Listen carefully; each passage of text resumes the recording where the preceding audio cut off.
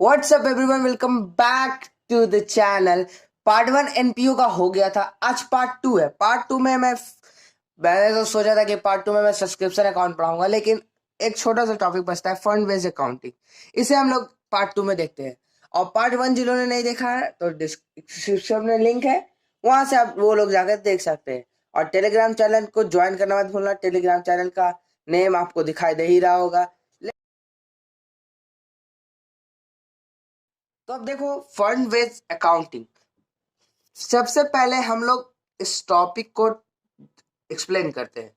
Fund fund क्या क्या होता है गाइस? फंड हम लोग को तो पता है कि एनपीओ के लिए फंड क्या है, एक लायबिलिटी है।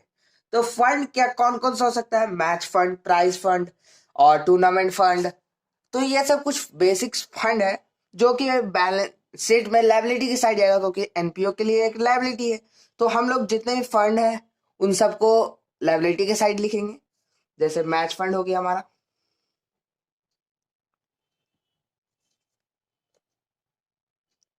और कौन कौन सा फंड होता है? Prize fund.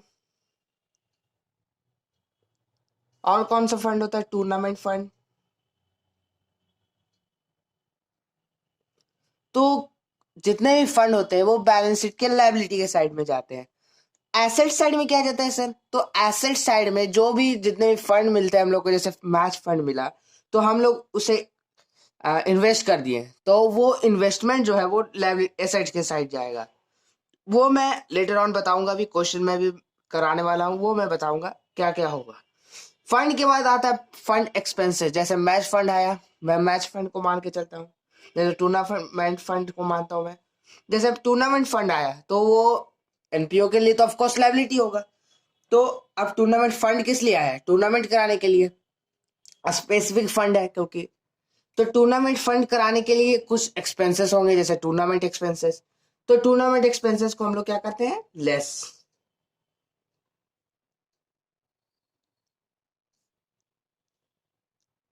किससे लेस करेंगे? टूर्नामेंट फंड से। ऐसा नहीं कि प्राइज फंड से लेस कर देंगे टूर्नामेंट एक्सपेंसेस को, या मैच फंड से नहीं।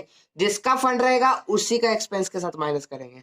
अगर प्राइज फंड रहता और प्राइज एक्सपेंसेस दिया हुआ रहता है, प्राइज हाँ, तो उससे हम लोग उसी से लेस करेंगे। मैच फंड दिया रहता है, मैच एक्सपेंसेस दिया हुआ रहता है, तो उससे हम लोग लेस करते हैं। तो लायबिलिटी के साइड में आई होप आपको समझ में आ गया होगा। और कुछ कुछ एडजस्टमेंट होते हैं, जैसे टूर्नामेंट फंड आया, फिर उस पर आए कि डोनेशन फॉर टूर्नामेंट फंड। तो डोनेशन फॉर टूर्नामेंट फंड मतलब कि एनपीओ को फिर से पैसा किसी ने डोनेट किया टूर्नामेंट फंड के लिए, तो उसे हम लोग क्या करेंगे? ऐड करेंगे। डोनेशन फॉर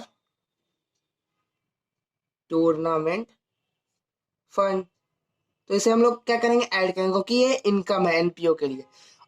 और डोनेशन है किसके लिए? टूर्नामेंट फंड के लिए, स्पेसिफिक डोनेशन है। तो इसीलिए हम लोग इसे टूर्नामेंट फंड के साथ ही ऐड कर देंगे। सीधा सीधी याद रखने वाला बात है कि जो भी फंड है उससे जितना भी एक्सपेंस हुआ उस फंड से उसे हम लोग लेस करेंगे। और जो भी फंड उस और फंड आया मान लो बाहर से, तो उसे हम लोग उसी फंड के साथ ऐड करेंगे। अब मैं आपको क्वेश्चन कराऊंगा, तो वहां पे आपको ये बात क्लियर हो जाएगी। गाइस, हम लोग क्वेश्चन देखते हैं फंड बेस्ड अकाउंटिंग का। क्वेश्चन बहुत सिंपल सा मैंने यहाँ पे लिया है, देखो। क्वेश्चन है टूर्नामेंट फंड। टूर्नामेंट फंड हम लोग को क्वेश्चन में दिया हुआ है, कितना है? 50,000। टूर्नामेंट एक्सपेंसेस, एक्सपेंसेस मैं शॉर्ट में लिखा हूँ, आपको पूरा लिख के आना है, ये तो क्वेश्चन ही है। एक्सपेंसेस, टूर्नामेंट एक्सपेंसेस वो भी दिया हुआ है 15,000। अब यहाँ पे देखो, received from sale of tournament tickets, कितना रिसीव हुआ है? 20,000। तो अब हम लोग इसको अगर सोल्यूशन में देखें, मतलब हम लोग इसे अब बनाते हैं, तो देखो टूर्नामेंट फंड क्या है? एनपीओ के लिए लायबिलिटी। तो हम लोग यहाँ पे टूर्नामेंट फंड लिखेंगे लायबिलिटी से साइड। गाइस, आप लोग प्लीज फुल फॉर्म इस्तेमाल करना, मैं शॉर्ट फॉर्म लिख रहा हूँ, आपको प्लीज फुल फॉर्म इस्तेमाल करके आना है। टूर्नामेंट फंड कितना है? 50,000।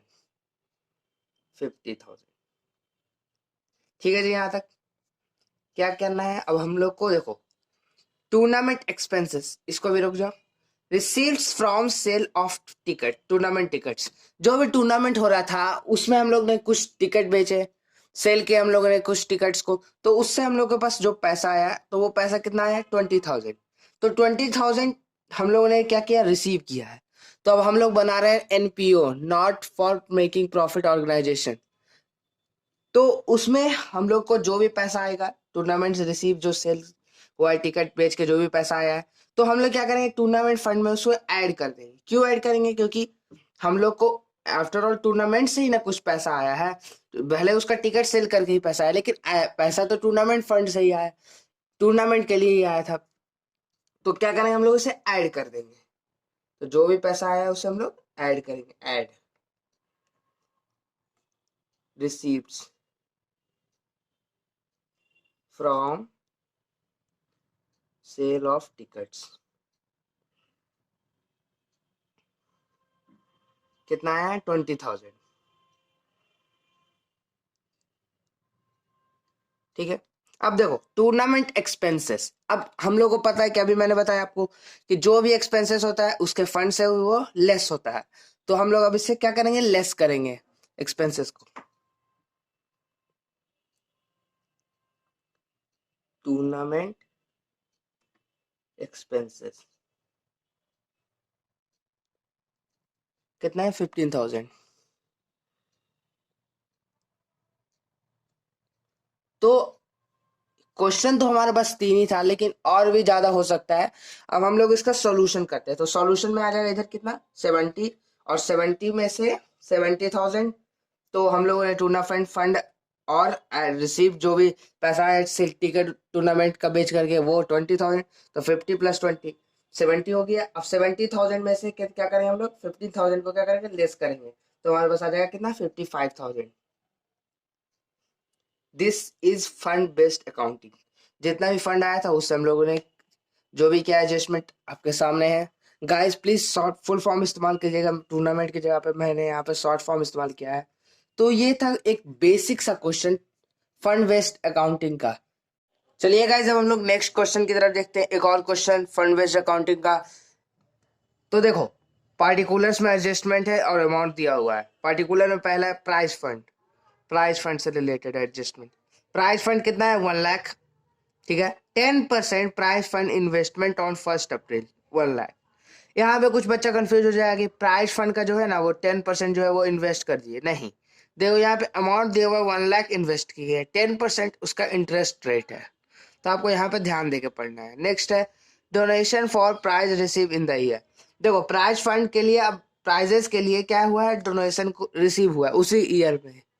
तो हम लोग क्या करते हैं, इसको प्राइज फंड के साथ ऐड करेंगे। अभी मैं आपको सॉल्यूशन बताऊंगा कैसे होगा। नेक्स्ट है prize awarded during the year. यहाँ पे देखो प्राइज एक्सपेंस और अवार्डेड एक ही चीज।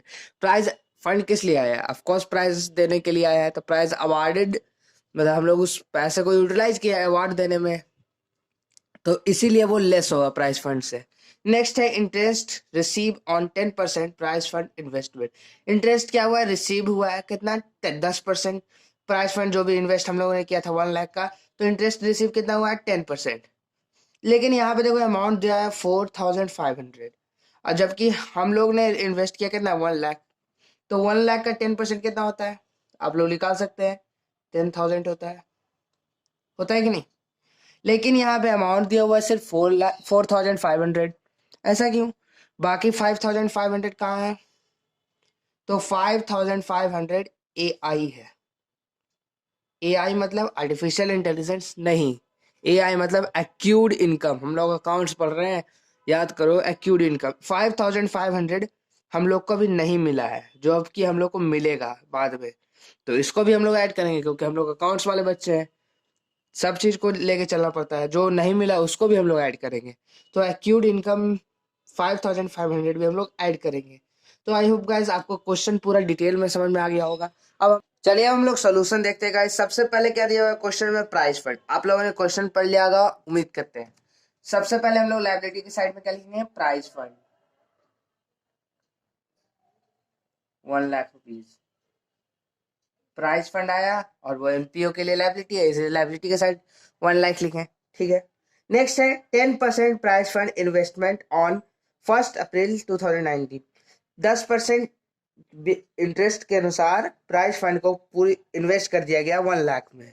तो इन्वेस्ट किए हैं, तो हम लोग इन्वेस्टमेंट क्या मतलब मैंने बताया था अभी आपको, इन्वेस्टमेंट एसेट की साइड जाएगा। तो इसीलिए हम लोग यहाँ पे लिखेंगे प्राइस फंड इन्वेस्टमेंट।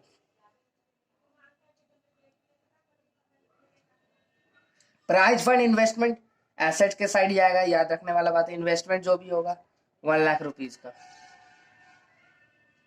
ठीक है, यहां तक सबको क्लियर होगा।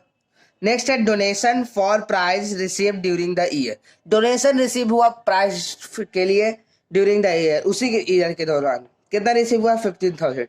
तो डोनेशन रिसीव हुआ है तो प्राइज के लिए रिसीव हुआ होगा, तो प्राइज फंड में हम लोग उसे ऐड करेंगे। ऐड हम लोग क्या करेंगे, डोनेशन। डोनेशन कितना है गाइस, क्वेश्चन में दिया हुआ है 15,000। डन। नेक्स्ट है prize awarded during the year. Prize क्या हुआ है, अवार्ड हुआ है, मतलब हम लोगों ने खर्चा तो किया है, तो खर्चा को हम लोग क्या करते हैं, लेस। ऑब्वियस सा बात है, तो लेस कितना करेंगे, 17,500 क्वेश्चन में है। Less prize